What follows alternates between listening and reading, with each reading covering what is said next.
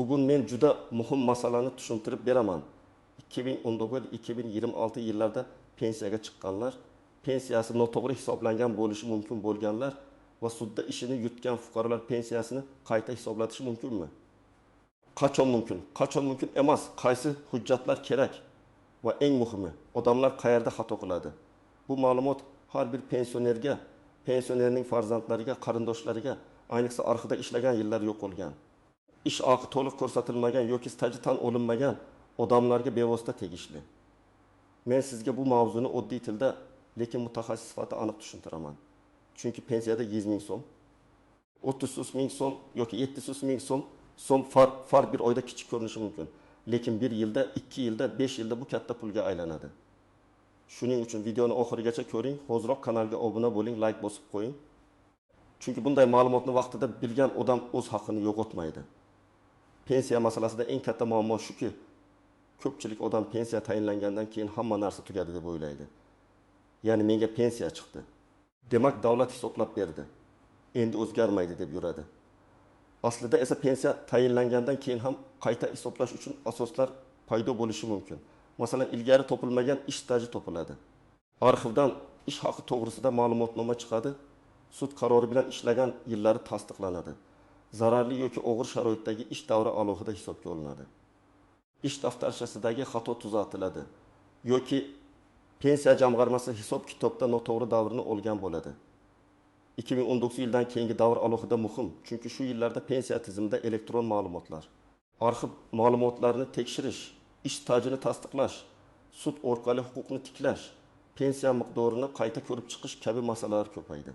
2019-2026 oralig'ida pensiyaga chiqqan ko'plab fuqarolarda bir xil muammo uchraydi. Odam aslida 35 yil ishlagan, lekin tizimda 27 yil ko'rinadi. Odam yaxshi maosh olgan, lekin arxivda faqat minimal ish haqi bo'yicha ma'lumot qolgan. Odam kolxozda, zavodda, qurilishda, maktabda, tibbiyotda yoki korxonada ishlagan, lekin hujjatlarda lavozim nomi noto'g'ri yozilgan.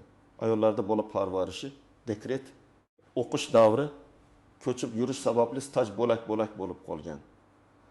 Avvalgi amaliyotda ko'p hollarda fuqaro o'zi harakat qilmasa, pensiya organi uning foydasiga qo'shimcha izlanish qilmas edi. Ya'ni qanday hujjat keltirsangiz, shunga qarab hisoblashardi. Hujjat yetishmasa staj kamayadi. Ish haqi tasdiqlanmasa o'rtacha ko'rsatkich past chiqadi. Sudga bormasangiz bahsli davr tan olinmaydi. Hozir ham amaliyotda asosiy qoida shunday. Siz o'z huquqingizni talab qilishingiz kerak. Lekin hozir farqi shundaki, elektron bazalar, arxiv so'rovlari, sud qarorlari va yozma murojaatlar orqali oldingi xatolarni tuzatish imkoniyati ancha kengaydi. Eng muhim narsa, qayta hisoblash degani har doim pensiya oshadi degani emas. Qayta hisoblash uchun aniq huquqiy asos bo'lishi kerak. Masalan, yangi staj qo'shilsa, ish haqi bo'yicha yaxshiroq davr tasdiqlansa, noto'g'ri qo'llangan koeffitsient tuzatilsa, imtiyozli ish davri tan olinsa yoki sud qarori kuchga kirsa, unda pensiya qayta hisoblanishi mumkin. Lekin qo'shnimniki ko'proq ekan, meniki ham oshsin degan asos bilan qayta hisob bo'lmaydi. Birinchi guruh 2019 yildan 2026 yilgacha pensiyaga chiqqan, lekin pensiya miqdoridan shubhalanayotgan fuqarolar. Agar siz pensiyaga chiqqaningizda ish stajingiz yetarli emas, arxiv ma'lumoti topilmadi, ish haqi tasdiqlanmadi, bu davrni qo'sha olmaymiz degan javob eshitgan bo'lsangiz, bu siz uchun signal. Ayniqsa Sovet davrida, 1990 yillar boshida xususiylashtirish davrida, korxonalar yopilgan davrda ishlagan bo'lsangiz, hujjatlaringiz to'liq bo'lmasligi mumkin. Masalan, bir ayol 2020 yilda pensiyaga chiqqan. U 1994 yildan 1996 yilgacha tikuv fabrikasida ishlagan. Ish daftarchasida yozuv bor, lekin murnoaniq arxivda esa faqat 1994-1997 yillar bo'yicha buyruqlar topilgan. Pensiya organi 12 yil o'rniga 7 yilni olgan. Natijada umumiy staj 31 yil emas, 26 yil bo'lib qolgan. Agar u keyin arxivdan qo'shimcha buyruq, ish haqi qaydnomasi yoki sud orqali ishlagan davrini tasdiqlatsa, pensiyasi qayta hisoblanadi. Bu yerda farq oyiga 240 ming so'm bo'lishi mumkin. Agar noto'g'ri hisob bir necha yil davom etgan bo'lsa, qo'shimcha to'lov masalasi ham ko'tarilishi mumkin. Ikkinchi guruh sudni yutganlar. Bu juda muhim. Agar siz sud orqali ish stajingizni, ish haqi davringizni, mehnat munosabatini, zararli sharoitda ishlaganingizni yoki boshqa pensiyaga ta'sir qiladigan faktni tasdiqlatgan bo'lsangiz, Sud qarori bilan pensiya o'z-o'zidan kassangizga kelib tushib qolmaydi. Siz sud qarorini kuchga kirgandan keyin pensiya bo'limiga topshirishingiz, qayta hisoblash haqida yozma ariza berishingiz kerak. Ba'zi odamlar sudda yutadi. Qarorni oladi. Lekin keyin endi o'zlari qilishadi deb kutadi. Mana shu eng katta xato.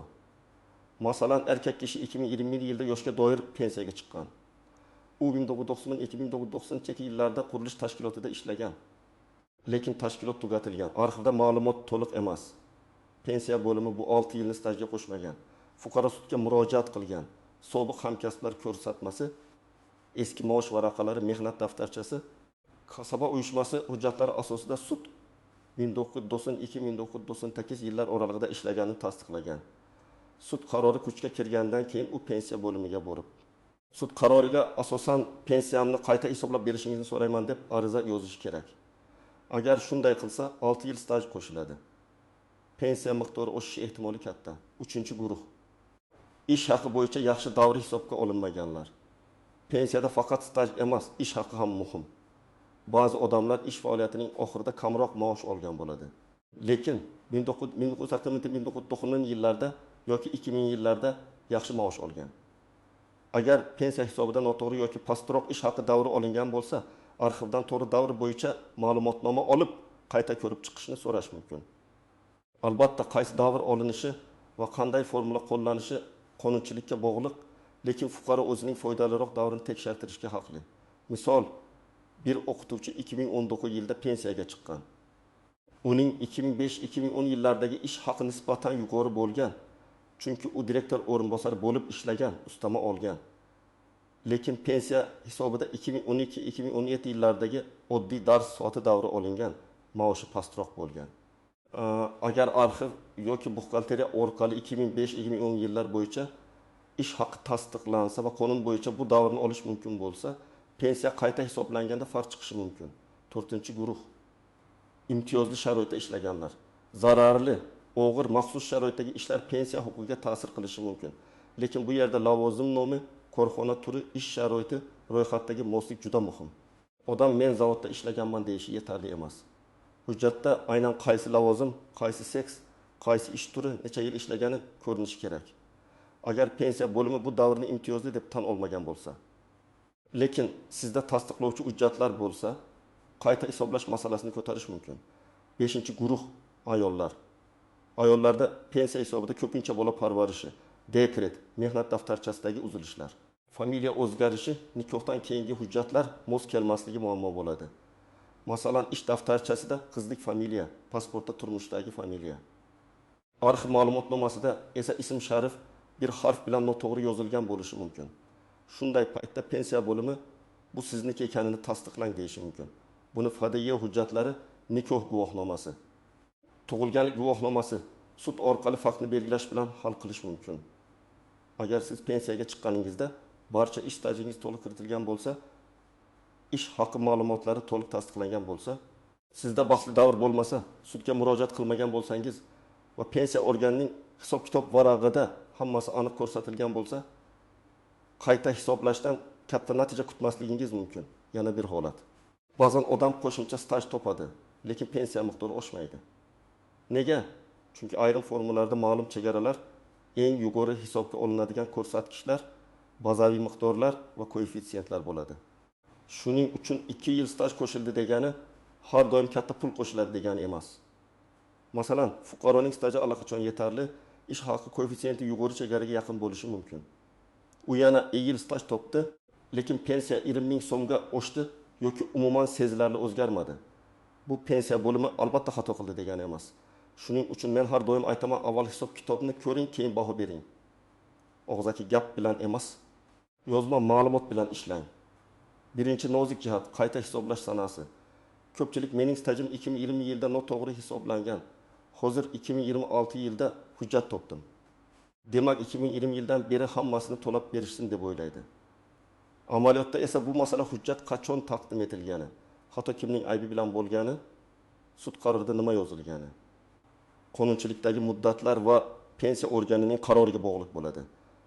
Agar fuqaro hujjatni endi olib kelgan bo'lsa, ko'p hollarda qayta hisoblash ariza berilgan vaqtdan yoki belgilangan tartibdagi sanadan qo'llanadi. Agar pensiya organi mavjud hujjatni noto'g'ri baholagan bo'lsa, unda oldingi davr uchun ham talab qilish masalasi paydo bo'lishi mumkin. Ikkinchi nozik jihat sud qarorining mazmuni. Sud qarorida falonchi 1993 yildan 1998 yilgacha ishlagan fakti tasdiqlansin deb yozilishi boshqa. Pensiya organi pensiyani qayta hisoblasin deb yozilishi boshqa. Agar sud faqat faktni belgilagan bo'lsa, pensiya bo'limi shu faktni olib qonun bo'yicha hisoblaydi. Agar sud bevosita pensiya organiga majburiyat yuklagan bo'lsa, ijro masalasi ham paydo bo'ladi. Shuning uchun sudga murojaat qilayotganda talabni to'g'ri qo'yish kerak. Faqat haqligimni tan oling emas, balki pensiyaga ta'sir qiladigan aniq davr, aniq hujjat, aniq harakat so'ralishi kerak. Uchinchi nozik jihat guvohlarning ko'rsatmasi. Ko'p odamlar 2 kishi guvoh bo'lsa, hamma staj qo'shiladi deb o'ylaydi. Bu doim ham to'g'ri emas. Guvoh ko'rsatmasi ayrim holatlarda yordam beradi. Lekin pensiya uchun ish stajini tasdiqlashda birlamchi hujjatlar, mehnat daftarchasi, buyruqlar, ish haqi qaydnomalari, arxiv ma'lumotlari juda muhim. Guvoh ko'rsatmasi hujjatlar bilan birga kuchli bo'ladi. Faqat og'zaki guvohlik bilan murakkab davrni tasdiqlash qiyin bo'lishi mumkin. 4-nozik jihat. Arxiv ma'lumotnomasidagi xatolar. Arxivlar eski hujjatlar asosida ma'lumot beradi. Unda ism xato yozilishi, familiya eski variantda bo'lishi, lavozim qisqartirib yozilishi, oylar tushib qolishi mumkin. Bunday ma'lumotnomani darhol tashlab yubormang. Uni tekshirtiring. Ba'zan bitta harf xatosi nikoh guvohnomasi, tug'ilganlik guvohnomasi yoki sud orqali tuzatiladi. Ba'zan arxivdan kengaytirilgan ma'lumotnoma so'rash kerak bo'ladi. Faqat ishlagan yili emas, ishga qabul qilish buyrug'i, ishdan bo'shatish buyrug'i, lavozim, oylik maosh, ustamalar, shtat jadvali bo'yicha ma'lumot ham kerak bo'ladi. 5-nozik jihat og'zaki rad javobi. Pensiya bo'limida bo'lmaydi. Sizga tegishli emas. Kech qoldingiz, sudga boring deyishlari mumkin. Lekin og'zaki javob bilan ish bitmaydi. Men har doim tavsiya qilaman, ariza yozing. Kirim raqami oling yoki elektron murojaat yuboring. Agar rad etilsa, yozma rad javobini so'rang. Chunki faqat yozma javob asosida yuqori tashkilotga shikoyat qilish yoki sudga murojaat qilish oson bo'ladi. 2019-2026 yillarda pensiyaga chiqqanlar orasida ishlashni davom ettirganlar. Ba'zi pensionerlar pensiyaga chiqqanidan keyin ham ishlagan. Bu holatda keyingi ish davri pensiyaga qanday ta'sir qilishi qonunchilik va amaldagi tartibga bog'liq. Har bir odam men pensiyadan keyin 30 yil ishladim, demak pensiyam avtomatik oshadi deb o'ylamasligi kerak. Buni alohida tekshirtirish lozim. Ish beruvchi badallarni to'laganmi? Ish staji qanday ko'ringan, qayta hisoblash tartibi bormi? Ariza kerakmi? Bularni aniqlash zarur.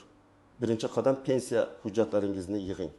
Sizda pensiya guvohnomasi, mehnat daftarchasi, pasport yoki ID karta, JSHR, ish haqi to'g'risidagi ma'lumotnomalar, arxiv javoblari, sud qarorlari, nikoh yoki familiya o'zgarishi hujjatlari, harbiy xizmat hujjatlari, ta'lim yoki boshqa tasdiqlovchi hujjatlar bo'lishi kerak. Agar hujjatlar uyda tarqoq bo'lsa, alohida papka qiling. Har bir nusxani skaner yoki telefon orqali rasmga olib qo'ying. Ikkinchi qadam, pensiya bo'limidan hisob kitobingizni so'rang. Siz pensiyam qanday hisoblanganini tushuntirib bering deyishga haqlisiz. Qaysi yillar stajga olingan, qaysi yillar olinmagan, qaysi ish haqi davri hisobga olingan, qaysi koeffitsient qo'llangan, qaysi hujjatlar asos bo'lgan, bularni bilmasdan turib qayta hisob talab qilish qiyin. Agar sizda hisob kitob bo'lmasa, siz qorong'ida yuribsiz degani. Uchinchi qadam, stajingizni o'zingiz tekshiring. Mehnat daftarchasini oching va har bir ish joyini yozib chiqing. Qachon ishga kirgansiz, qachon chiqasiz, lavozim nima, muhr bormi, buyruq raqam bormi? Keyin pensiya bo'limi olgan staj bilan solishtiring. Agar farq chiqsa, sababini aniqlang. Masalan, 1991 yillar bor, lekin 1993 yillar yo'q. Nega? Korxona nomi o'zgarganmi? Arxivga topshirilmaganmi? Mehnat daftarchasida yozuv xatomi? Har bir savolga hujjat bilan javob topish kerak. 4-qadam, arxivga so'rov bering. Korxona tugatilgan bo'lsa, uning hujjatlari qaysi arxivga topshirilganini aniqlang. Tuman yoki shahar arxivi, viloyat arxivi, idoraviy arxiv tashkilotning huquqiy vorisi bo'lishi mumkin. So'rovda umumiy yozmang. Men falon yillarda ishlaganman, ishga qabul qilish va ishdan bo'shatish buyruqlari, lavozim, ish haqi qaydnomalari, shtat jadvali bo'yicha ma'lumot berishingizni so'rayman deb aniq yozing. Agar faqat ma'lumot bering desangiz, qisqa javob kelishi mumkin. 5-qadam, sud qarori bo'lsa, uni to'g'ri ishlating. sud qarori kuchga kirgan bo'lishi kerak. Qarorning nusxasini oling. Kerak bo'lsa ijro varaqasi masalasini aniqlang. Pensiya bo'limiga ariza yozing. Falon sudning falon sanadagi qaroriga asosan unda tasdiqlangan ish staji yoki faktni pensiya hisobimga kiritib, pensiyamni qayta hisoblab berishingizni so'rayman. Arizaga sud qarori, shaxsni tasdiqlovchi hujjat, pensiya hujjatlari nusxasini ilova qiling. Arizani topshirganda qabul qilinganini tasdiqlovchi belgi yoki raqam oling. 6-qadam. Rad javobini tahlil qiling. Agar pensiya bo'limi rad etsa, rad javobida sabab yozilishi kerak. Hujjat yetarli emas. Bu davr qonun bo'yicha qo'shilmaydi. Sud qarori pensiya qayta hisoblashga asos bo'lmaydi. Ish haqi ma'lumoti tasdiqlanmagan kabi sabablar bo'lishi mumkin. Har bir sababga alohida javob tayyorlanadi. Masalan, hujjat yetarli bo'lmasa, qo'shimcha arxiv so'rovi beriladi. Qonun bo'yicha qo'shilmaydi desa. Aynan qaysi norma asosida qo'shilmasligi so'raladi. Sud qarori noto'g'ri talqin qilinsa, yuqori organga yoki sudga shikoyat qilinadi. 7-qadam. Murojaatlarni yozma qiling. Og'zaki gapdan keyin isbot qolmaydi. Ariza matni oddiy bo'lishi mumkin, lekin unda 3 ta narsa bo'lsin. Kimdan, nima so'ralyapti, qaysi hujjatlar ilova qilinyapti? Masalan, men falonchi 2021 yildan yoshga doir pensiya olaman. Pensiya tayinlashda 1994-1999 yillardagi ish stajim hisobga olinmagan. Mazkur davr falon arxiv ma'lumotnomasi va falon sud qarori bilan tasdiqlangan. Shu sababli pensiyamni qayta hisoblab, natijasi haqida yozma javob berishingizni so'rayman. Mana shunday aniq yozsangiz, murojaatingizni ko'rib chiqish osonlashadi. 8-qadam. Farq pulini so'rash masalasini alohida ko'taring. Pensiya qayta hisoblandi, lekin oldingi oylar uchun farq to'lanmadimi? Bu alohida masala. Siz qayta hisoblash natijasida yuzaga kelgan farq summasini qaysi sanadan boshlab to'lash belgilangani yozma ravishda tushuntirib berishingizni so'rayman deb murojaat qiling. Chunki odamlar ko'pincha faqat yangi pensiya miqdorini ko'radi, lekin o'tgan davr uchun to'lov masalasini so'ramaydi. Birinchi vaziyat, fuqaro 2019 yilda pensiyaga chiqqan, unga 29 yil staj hisoblangan. Keyin u eski korxonadan 4 yil qo'shimcha staj topdi. Pensiya bo'limi qo'shib hisoblaganda staj 33 yil bo'ldi. Agar uning ish haqi ko'rsatkichi ham yomon bo'lmasa, pensiya oshadi. Lekin oshish miqdori faqat yillarga bog'liq emas, umumiy formula va bazaviy ko'rsatkichlarga ham bog'liq. Ikkinchi vaziyat, fuqaro sudda yutdi, lekin sud faqat ishlaganlik fakti tasdiqlansin dedi. Pensiya bo'limi esa bu fakt bor, lekin ish haqi yo'q. Shuning uchun pensiya katta oshmaydi dedi. Bu holatda staj qo'shilishi mumkin, ammo ish haqi bo'yicha alohida hujjat kerak bo'ladi. Demak, sudda yutish hamma masalani avtomatik hal qilmaydi. Sud qarori nimani tasdiqlagan bo'lsa, faqat o'sha qismi ishlaydi. 3-vaziyat, ayolning 1997-1990 yillardagi ish joyi familiya farqi sababli tan olinmagan, u nikoh guvohnomasi va arxiv ma'lumotnomasini birga topshirdi. Shundan keyin davr qo'shildi. Ba'zan muammo juda katta ko'rinadi, aslida esa familiya o'zgarishini tasdiqlovchi bitta hujjat yetishmayotgan bo'ladi. 4-vaziyat, fuqaro mening qo'limda mehnat daftarchasi bor, nega yana arxiv so'rashyapti deydi. Sababi, mehnat daftarchasidagi yozuvda muhr yo'q, buyruq raqami yo'q yoki yozuv shubhali bo'lishi mumkin. Bunday holatda pensiya organi qo'shimcha tasdiq so'rashi mumkin. Shuning uchun mehnat daftarchasi asosiy hujjat bo'lsa ham, ayrim vaziyatlarda arxiv ma'lumoti juda muhim bo'ladi. 2019-2026 yillarda pensiyaga chiqqanlar va sudni yutganlar uchun asosiy qoida shuki, pensiya tayinlandi deb qo'l qovushtirib o'tirmang. Agar stajingiz to'liq olinmagan bo'lsa, ish haqi noto'g'ri hisoblangan bo'lsa, arxiv hujjati keyin topilgan bo'lsa yoki sud qarori qo'lingizda bo'lsa, pensiyani qayta hisoblatish masalasini albatta ko'taring. Harakatni yozma arizadan boshlang. Hujjatlarni yig'ing. Hisob kitobni so'rang. Rad javobi bo'lsa, sababini yozma oling. Men sizga shuni maslahat beraman. Bugunoq pensiya hujjatlaringizni tekshirib chiqing. Ayniqsa ota-onangiz, buyingiz, bobongiz pensiya olayotgan bo'lsa, ularning hujjatlarini bir ko'rib bering. Ko'p odamlar o'z haqini bilmagani uchun yillar davomida kam pensiya olib yuradi. Agar sizda shunga o'xshash vaziyat bo'lgan bo'lsa, izohlarda yozing. Qaysi yilda pensiyaga chiqqansiz? Qaysi davr stajga qo'shilmagan? Sudga murojaat qilganmisiz yoki yo'qmi? Men keyingi videolarda eng ko'p uchraydigan savollarga alohida javob beraman. Videoni foydali deb bilgan bo'lsangiz, like bosing. Kanalga obuna bo'ling va bu videoni pensioner qarindoshlaringizga yuboring. Chunki bu ma'lumot kimningdir pensiyasini oshirishga, kimningdir yillar davomida yo'qotgan haqqini tiklashga yordam berishi mumkin.